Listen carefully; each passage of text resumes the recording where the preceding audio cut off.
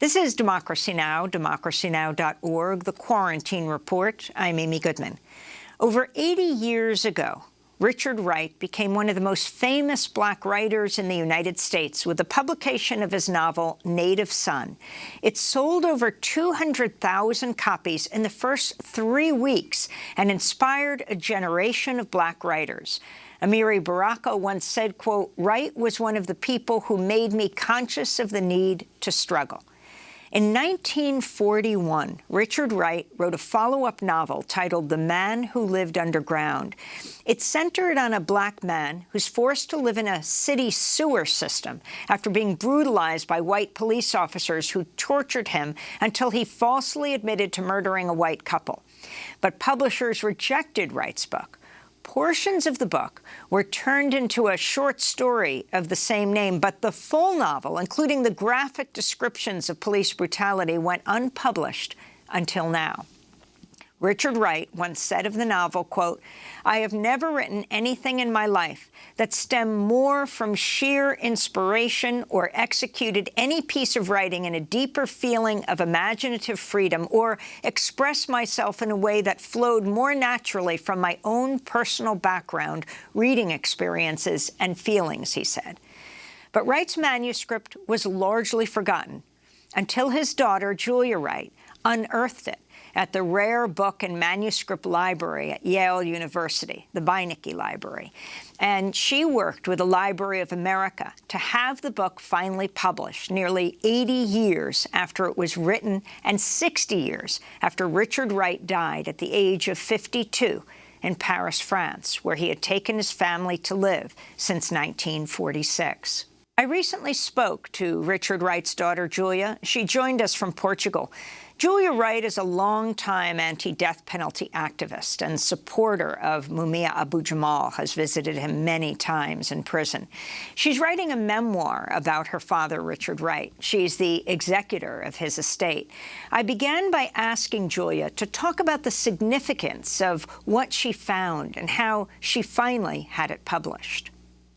Thank you, Amy, for having me back on the show. Yes, it was a very exciting discovery. I was living in Paris at the end of the 90s and during the early years of 2000, and I was learning the ropes of the estate with my mother, Ellen.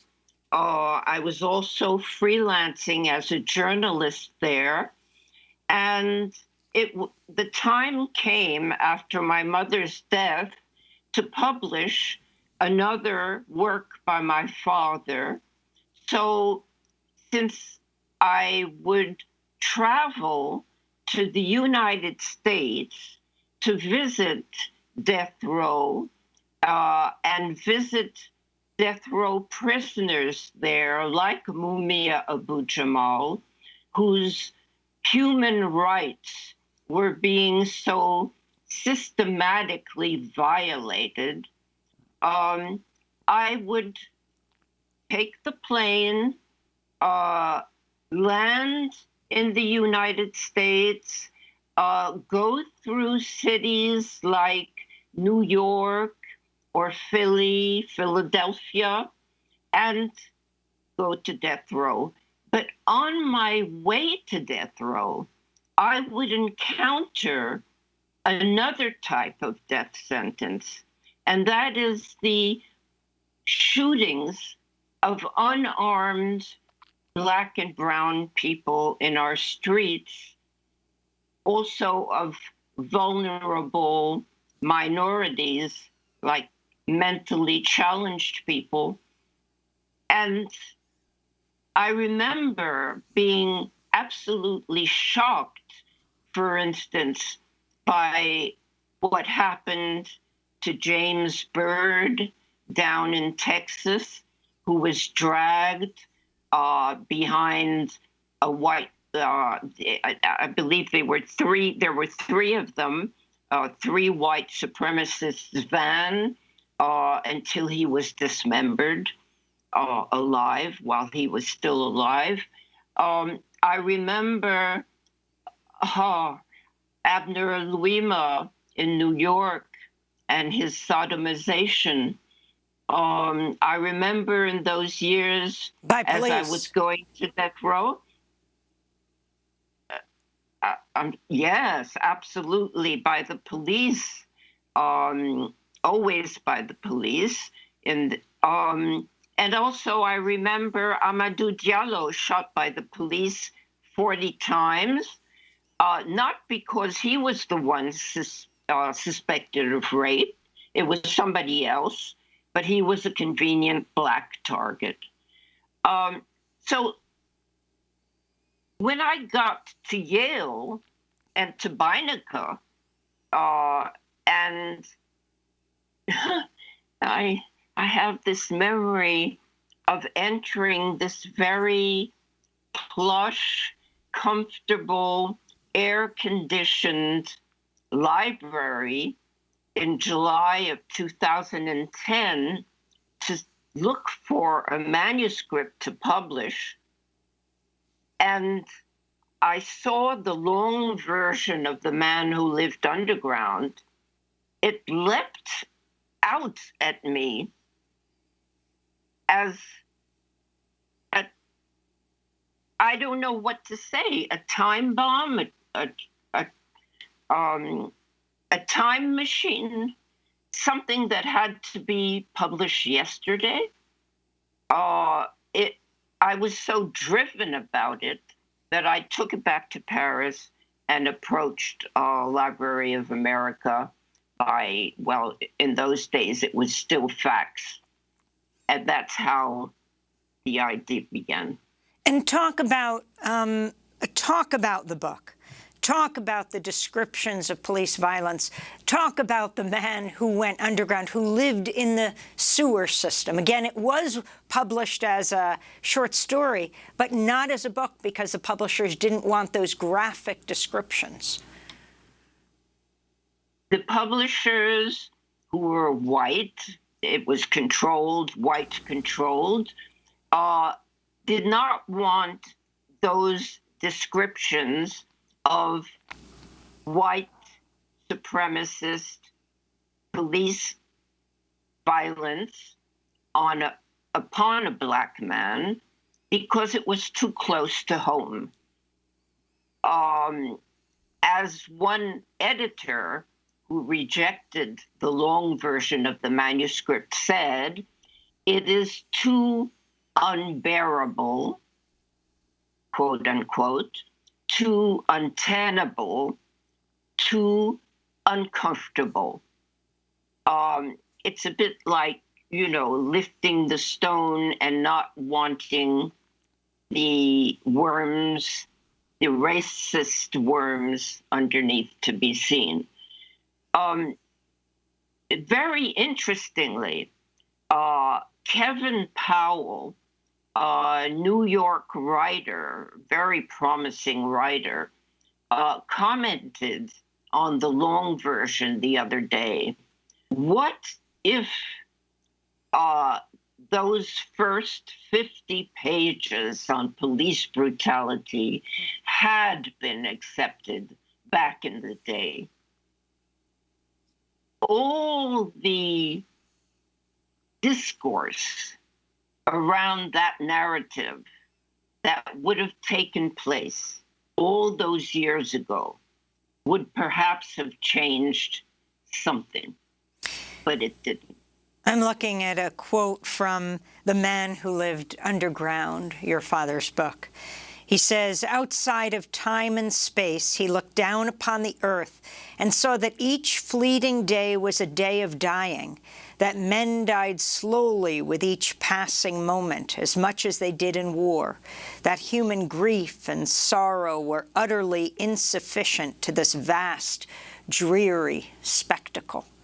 And I'm thinking about the time we live in, Julia, right now, as you look across the Atlantic at your country, the United States, what happened to George Floyd last year, the police murder of George Floyd, and then the trial. Your thoughts? My thoughts about the video that was taken by Darnella Frazier such a young girl fearlessly, even while she was being threatened, is a central, fundamental thing to our culture. Because, as Benjamin Crump said, as she did it, she recaptured part of our narrative that escaped us. And that narrative is the narrative of our death. Because that goes back to slavery, it goes back to the lynchings, it goes back to Black Boy Chapter 2, when Richard, aged 8 or 9, realizes that the grown-ups who are whispering above him are whispering about the lynching of his uncle, Silas Hoskins. And he doesn't understand. He wonders where the body is. He wonders why there are no flowers, why there's no funeral. And he says to his mother, why didn't we do anything about it? And those words reverberate through all these decades and seem to have reached Darnella as she filmed George Floyd's last moments. She did something about it. She filmed his last moments. She gave us a new narrative.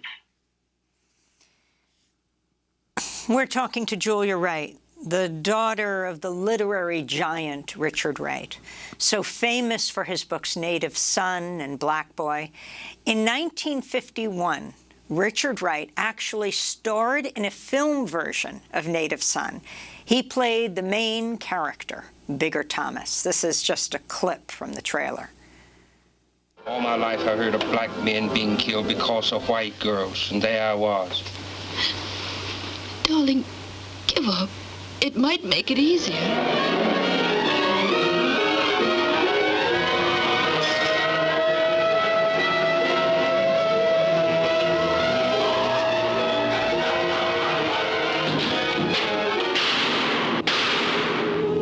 I felt free and wasn't scared no more. I was back home again. And there was my father, the white folks had killed when I was a kid. How can I help you now? You don't have to help me, Mr. Max. Go home. Now you can hate me like the others. Again, that is Richard Wright playing Bigger Thomas in the film version of his book, the blockbuster bestseller at the time, Native Son, and then his kind of literary biography, Black Boy. Julia, especially for the younger generation, if you could give us a thumbnail biography of your father, of where your father grew up, how he moved north, how he wrote these books, and ultimately, I don't know if you describe it as but fled the United States with you and your mother. Wright fled New York, fled the racism, as James Baldwin would do later, and ended up in Paris. Oh, difficult, because I'm so close to what he did. I don't have that bird's eye view that I would like to have, but I would say that maybe he would prefer the word expatriate to exile, and he would prefer the word escape to flight, because they're more active words, and he thought of himself as more endowed with agency as time went on. Everything he did was to gain more freedom in his ability to create. You showed a clip of the film he invested so much of his energy into co-writing the script, being part producer of, acting bigger. And in the end, that film was censored because it was came out during McCarthyism. That was one of the reasons why he could not stay and create freely in a land where the pages he wrote about police brutality would be dismembered from his book, a bit in the way James Byrd would be dismembered. I mean, I use the word a bit violently, but in a way, it is the same thing. He needed freedom in all senses, in all meanings of the term. And so he went where he felt he could find it. I mean, if you could talk about what he experienced here, also the HUAC hearings, watching Paul Robeson being destroyed by the U.S. government, this enormous talent, this giant figure, them taking his passport, the anti-communist fervor of the time, not wanting the FBI to come to try to get him to spy on his colleagues, his relationships with James Baldwin and Ralph Ellison and Paul Robeson, the significance of this period. It was the Cold War, and culture, academics, writers were used in the Cold War against one another. It was a terrible cloak and dagger period, but it was to the death of creativity, but also to the death of life. It was terrible. I remember my father's best friend, Ollie Harrington, who was a member of the CPUSA and the creator of Bootsy. The Communist Party USA. Yes. And he was the creator of Bootsy, a very famous cartoon. And he was my father's best friend to the end. My father used to tell Ollie, Ollie, the apartment is bugged. It's bugged. And Ollie used to laugh at my father. This was in Paris at the end. Julia, we just have 20 seconds. And Ollie would laugh and say, no way. You're being paranoid, Richard. But Richard insisted, so Ollie brought technicians in, and they found bugs. Well, we're going to we have to leave it there, but people can pick up this latest book of the great literary giant Richard Wright. Thank you so much to his daughter, Julia Wright, The Man Who Lived Underground, just published. I'm Amy Goodman. Thanks for joining us.